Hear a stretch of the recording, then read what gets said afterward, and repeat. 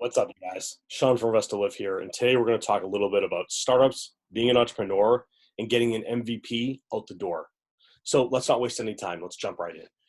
So an MVP is a minimal viable product. The idea behind this is that perhaps you've been thinking for months, years, decades about this idea that you have. You're going to be the biggest startup of all time. You're going to solve people's problems. You've got the solution that everyone's waiting for, but it's on a piece of paper. It's in a Word doc. It's on a whiteboard. Well, let's start to test this out in the real world and see what we can do with it and see if it's actually marketable or sellable.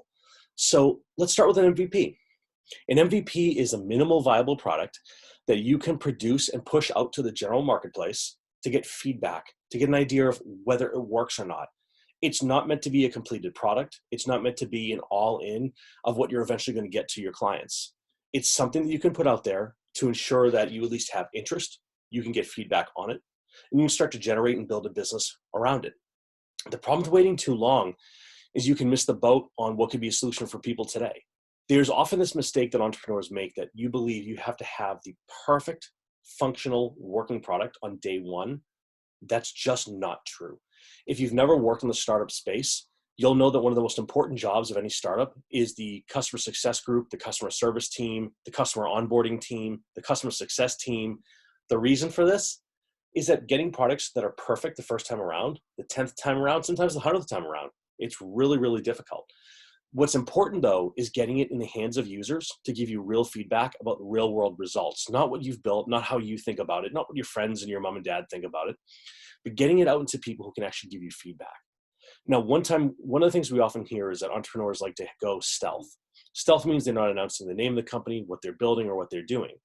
But that's not to say that they don't eventually release a version of the product to at least a limited group of people. I've done this myself. I'm doing some things right now where I know the people I want to have come in and test it. They're not necessarily friendlies, but they're people who work in the space and are interested in doing some testing for me. So what I really want to get away here today was this. It's exciting to have a great idea, but you got to do something with it. It's exciting to take that idea and put it on a piece of paper, but you got to do something with it. It's exciting to put it on a whiteboard and see the vision of what you're going to build, and you're going to blow Google and everyone else out of the water with your solution, right? Whatever you're building. But you got to start getting it out there, and it doesn't have to be complex. When the team over at like Grubhub and DoorDash and all these delivery companies started, it wasn't with the perfect app with every conceivable need, restaurant, and location. It was near a college, one particular place to see if it would work. And they built it on a boring website where they just took a picture of the menu and threw it up there.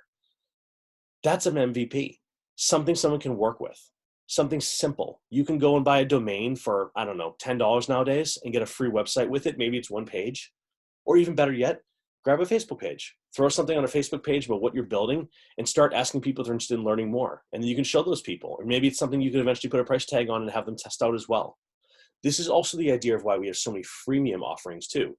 A freemium offering is a limited version of a product that you can start to allow customers to test on, to play with, to get their hands on it and break it, and then come back to you and tell you everything that's wrong, what they'd like to get in it. But full stop for a second. Here's what we're not doing. What we're not doing is delivering an MVP so that we can have 10,000 different features that every single person would like to have in there.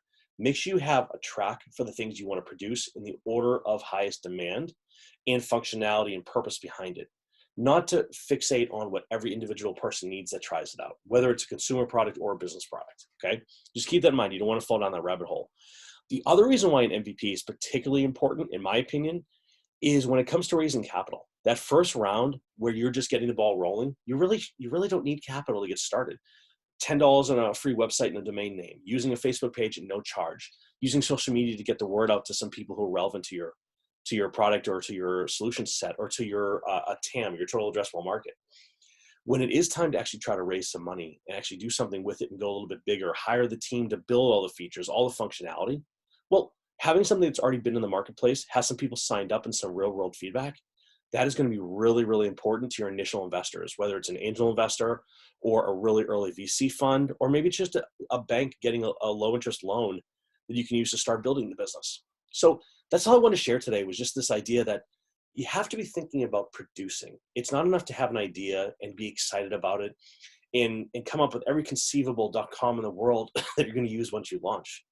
Launching doesn't have to be like it is on TV with a 10,000 person party in the middle of Vegas.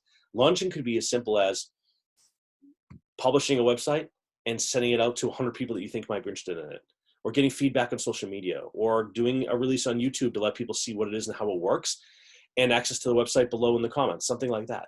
So that's what I want to share today is you got to start taking action. It takes production. If you have an idea for an amazing recipe, but you've never actually cooked the meal, who's to say it's any good?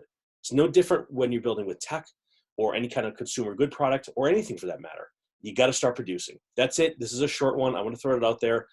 Something to be thinking about at all times is how do you deliver value? How do you get feedback? And how do you build that feedback back into subsequent releases and updates to what you're building? Final point, and this is a bonus if you're still watching. The most important thing you can do is make sure that those customers know that they are gold and that they are your number one priority. Your earliest signups are oftentimes your most influential friends and partners. If they think it's terrible and they receive terrible service in using the product, that's going to be terrible for you. It's not going to be the ones who love it and say nothing. It's the ones who hated it and tell everyone. So make sure you're taking care of your customers, making sure you're very honest and open about what the challenges could be. And when they do run into problems, make sure you're available as the founder to jump in and help them out, because the customer side of this post-sale is where you retain your customers. This is how you learn. This is how you grow the product. So with that said, thanks so much for watching. I'm going to do some more of these because I think it's a really interesting topic. And because I'm going through the motions of also building some things on the side myself, I'm working through a lot of these things that I haven't for at least a decade or more. So it's just an interesting process to get my hands back in the water here a bit. So with that, have a great day. If you have any questions, you have ideas, you want to share something, let me know in the comments below. Happy to talk to you. Otherwise, have a great day. Good luck out there. Start producing.